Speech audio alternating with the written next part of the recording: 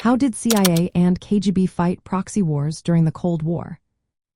Have you ever wondered how two superpowers could fight without ever facing each other directly? During the Cold War, the Central Intelligence Agency of the United States and the Committee for State Security of the Soviet Union did just that through proxy wars. These conflicts allowed them to extend their influence globally while avoiding direct military confrontation. At the heart of these proxy wars was a clear division of support.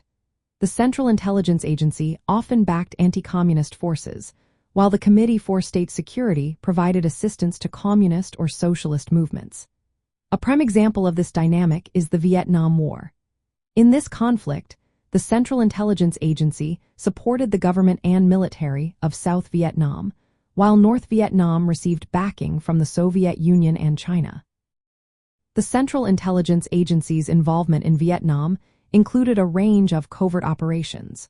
They trained South Vietnamese forces in psychological warfare and conducted paramilitary missions.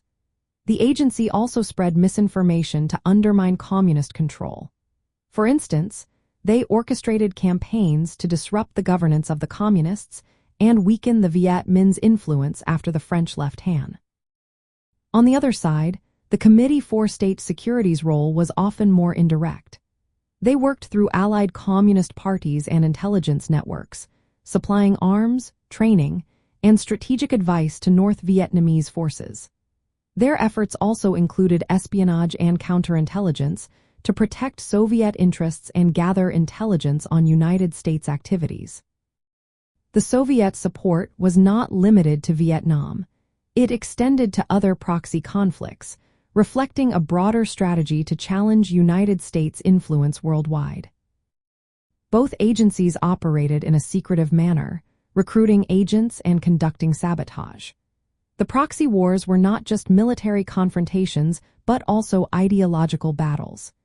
Intelligence agencies played a key role in shaping outcomes without the United States and the Soviet Union ever clashing directly.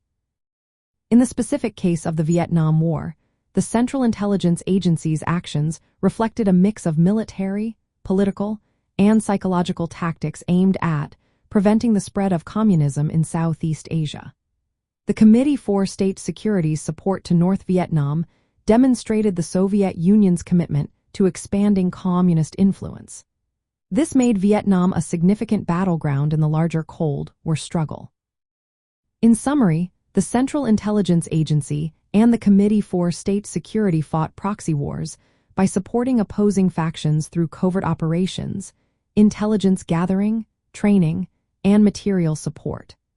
The Vietnam War stands out as a prominent example of this indirect conflict shaped by Cold War dynamics and ideological rivalry.